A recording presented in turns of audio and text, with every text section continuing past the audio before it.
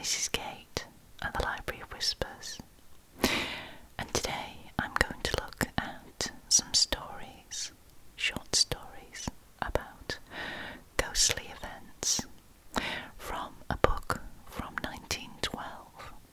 It's called The Grey Ghost Book, and these stories are connected with ghostly happenings in London. The first story is called The Haunted House in Kensington. About 6 months ago, a literary friend of mine who, like myself, is immensely interested in psychic phenomena, told me of a well-authenticated case of haunting in Kensington and asked me if I would care to visit the house with her and investigate the matter. Naturally, I said yes, and one rainy day in November we called at the house, which is in a quiet road. My friend's brother, who is a doctor, has a surgery there. The house is a tall, 4-storied one with a small plot of ground at the back, gloomy looking, but quite ordinary, and not fallen to decay. The upper rooms are used as waiting rooms, surgeries, and doctor's dispensary. In the basement, the windows of which are more than half underground, live the caretaker, a naval reserve man, and his wife. My friend's brother suggested that we should interview them both, and hear for ourselves the extraordinary things that had been taking place, for which he and the other inmates of the house were absolutely unable to account. As I have no authority for using the real name of the caretaker and his wife, I will call them Mr. and Mrs. Lee. When we entered the sitting room, Mrs. Lee, a young and very pretty woman, was leaning over a cradle containing a beautiful baby of a few weeks old. The kettle was singing on the hob, and everything seemed bright and as homely and unghostlike as possible. I approached the subject of the ghost very delicately, and Mrs. Lee grew serious at once. Her attitude in the matter was that she was fed up with it. However, learning that I was very much interested, she kindly told me all she knew, and bit by bit I extracted details of one of the most eerie cases of up-to-date haunting I have ever come across. To make the story clear, I must first describe the position of the apartments. The rooms Mrs. Lee and her husband occupy are one in the basement and one at the very top of the house. Their living room is the large kitchen I have spoken of, in front, and it is approached by a long flight of broad stone steps which run down from the entrance hall. On the ground floor above the basement are one waiting room and the rooms occupied by Dr. G and my friend's brother. Above these, on the first floor, is another doctor's room and also a large dispensary in which bottles and stores are kept. Mrs. Lee and her husband are worried by constant weird and uncanny noises. In the dead of night, they hear distinctly people moving about the house. Somebody walks heavily and firmly down the stone steps. They get up, open the door, and search the house thoroughly from roof to basement, but find nothing. The noises generally occur between the hours of 1 and 3 o'clock, and are so frequent that the Lees have now got quite used to them.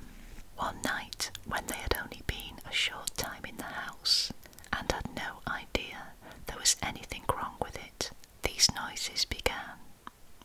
Mr. and Mrs. Lee were in bed, but were both wakened simultaneously by the sound of loud footsteps coming down the stone stairs leading to the basement.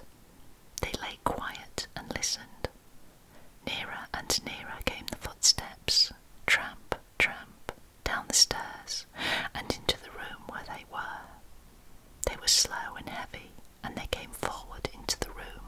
and stopped near the table in the centre.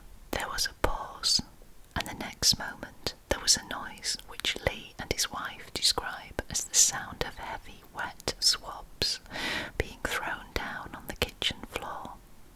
Lee sprang out of bed and lighted the gas. The kitchen was absolutely empty. He searched hurriedly and went into the scullery opposite, but with no result. There was no way of egress from the basement except by the stone stairs again, and the visitor, if there was one, must have therefore been still hidden in the basement. But a thorough search brought no result, and agreeing that it was very strange indeed, they returned to bed. Presently a terrific crash of glass in the dispensary woke the Lees again with a shock. Terrified lest the acids in the bottles should run into one another and cause an explosion, they tore upstairs with all speed. When they got to the dispensary, everything was perfectly still. Not a bottle was broken, and nothing was out of place or disarranged. Nobody was in the room, and as the big bottles do not touch, no vibration could possibly have caused the noises. Lee and his wife went downstairs, after thoroughly searching the house again in vain, and the rest of the night passed quietly.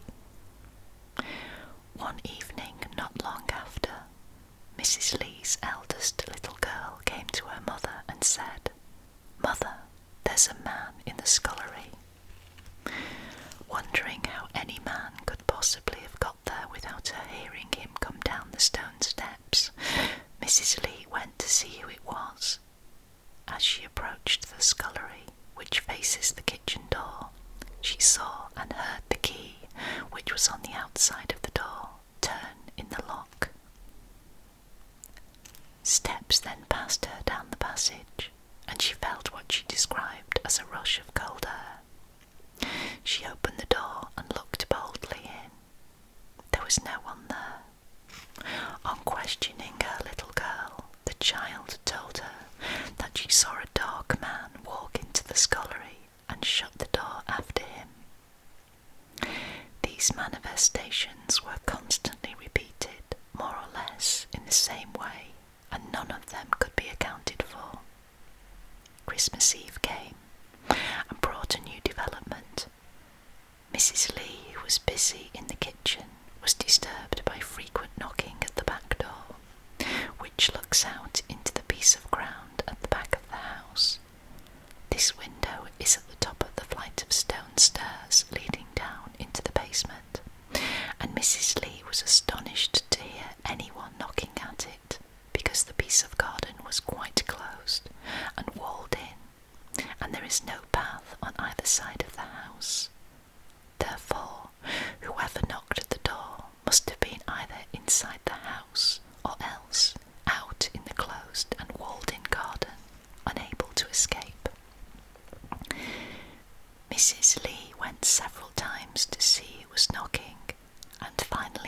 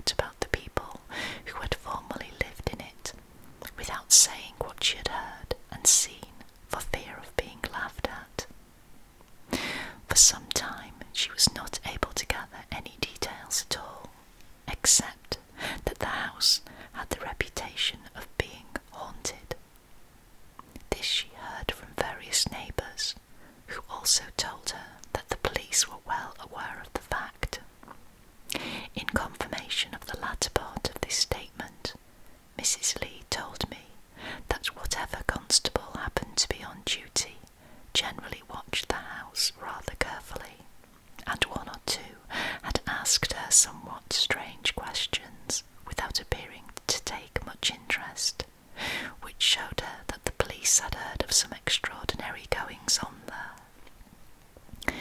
One day, a hospital nurse living in the district threw some light upon the matter.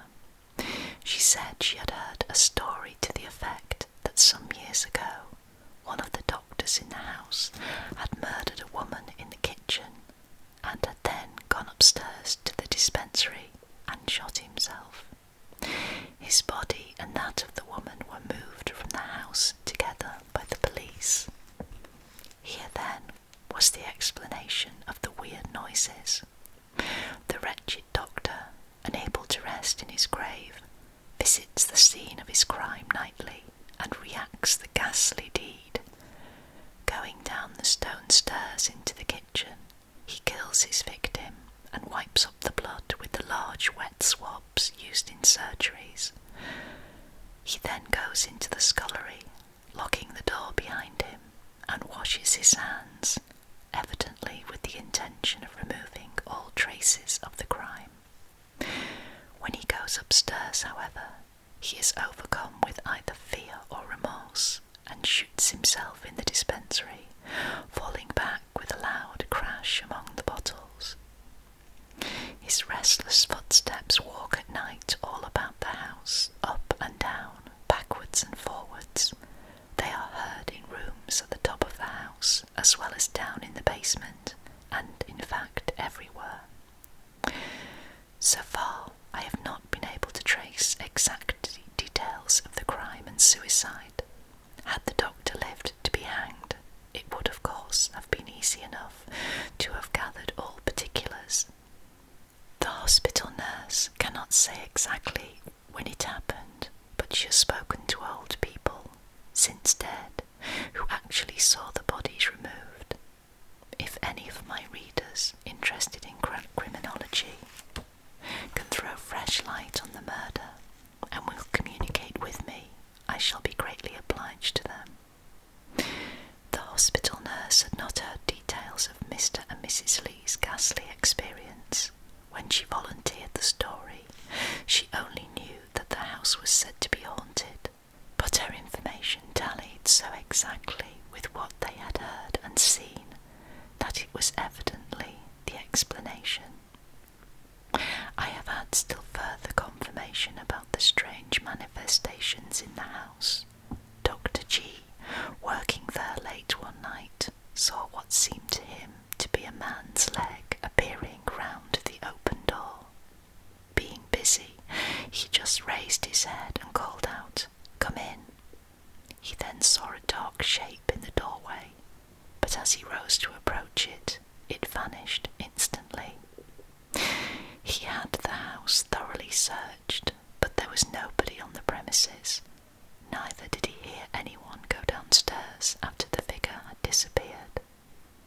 The lady dispenser, I am told, calls one cupboard the haunted cupboard on account of the extraordinary noises she hears proceeding from it when she is alone and working late. Mrs. Lee's statements were corroborated in every detail by her husband, who added several facts and described with singular vividness the way in which the murderous footsteps came down the stone stairs and crossed the kitchen, and also the horrible effect of the sound of the wet swabs being used to wipe up the blood of his victim after he had done her to death in the silent watches of the night. Now the next story we shall read is called The Empty Room. One of the most interesting personalities in London is Kiro, the well-known society palmist. Steeped in mysticism, he is a devoted student of the occult, or, as he calls it, the soul life of things,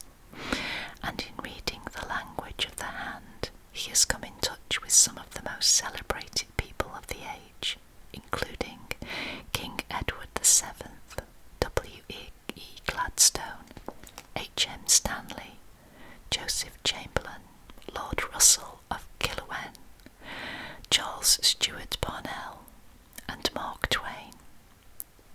He has read the hands of all these notabilities among hundreds of others, and he was the first to raise this particular branch of study to its proper place among the occult sciences.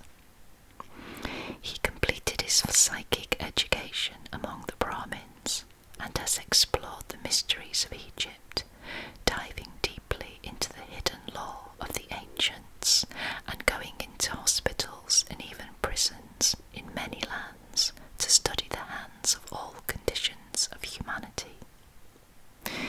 When I first met Kiro, he had had a most interesting experience connected with a house in London in which he once lived.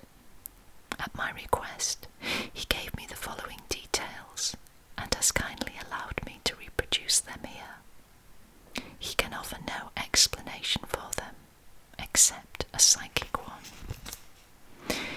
When he took the house, he did not know there was a ghost in it, so it was with a perfectly open and unprejudiced mind, on that score, that he moved into it one summer. The first night he slept there, he was awakened at 2 o'clock exactly by someone beating a loud tattoo on his bedroom door. Thinking that something was the matter with some of the servants, he jumped up and went to the door. To his amazement, he saw nothing on the landing, which was lit up by moonlight. He heard the tattoo loudly repeated on the open door by his side. Naturally frightened, he closed and locked the door, but had to put up with the tattoo for at least half an hour.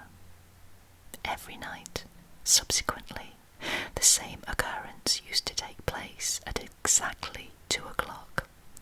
A week after, Kiro had some friends to dinner, and during the evenings, for want of something better to do, they arranged to try if they could get any spirit manifestations by sitting around a table.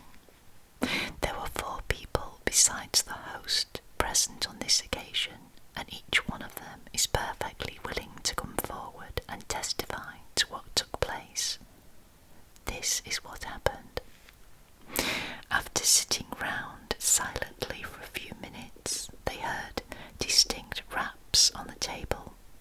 These, spelt out by the alphabet, told the following story. My name is so-and-so. The full name was given. I lived in this house 120 years ago, and I cannot understand why other people are allowed to live in my house without my permission. And so, until you get out of this house, I will give you no peace, and I will cause you all the annoyance I can. I expostulated with the spirit, said Kiro, in telling me the circumstances, as one would with a living person, and told him I was a devout spiritualist and would always try to carry out the wishes of those who have passed over, and that, although it might be 120 years since he lived there, yet, if he told me what he wanted done, I could carry it out if possible. He then told me that he wanted a certain room at the back of the house cleared of its furniture and left to him. I asked him if I agreed to give him that room, would he cease rapping at my door at 2 every morning. He said, provided you carry out your part of the contract, I will carry out mine. I did not move the furniture that night, and the rapping came on my door as before, only it was worse. The following evening I moved out the furniture, and that was the first night I spent in the house without the rapping.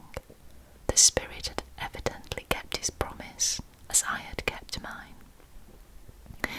Wishing, however, to investigate further into this peculiar circumstance, I invited 7 or 8 of my friends to call one evening after dinner, and at the same time I engaged the services of Mr. Cecil Husk, the medium. My friends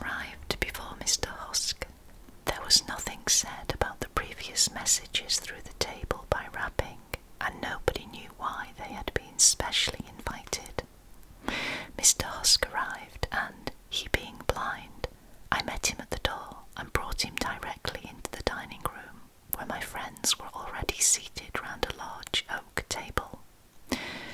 Taking his hat and coat from him, I placed him in a chair at the centre of the table, and in less than 5 minutes some extraordinary manifestations took place. Amongst others, the spirit which we call the spirit of the house made himself manifest and materialized himself, so much so that 3 persons out of the 7, as well as myself, clearly saw him. Leaning over my chair, he said distinctly, in a voice heard by everybody present, "You are the only one who has had generous thoughts towards me. Of all the different people who have come to this house, you kept your compact, and I have been keeping mine, and instead of annoying you, I will now do you any good I can. I may add," concluded Kiro, "that I found that house the most lucky one I have ever lived in my life." And that ends the 2 short stories from The Ghost Book from 1912. Hope you enjoyed them. This has been Kate at the Library of Whispers. I shall see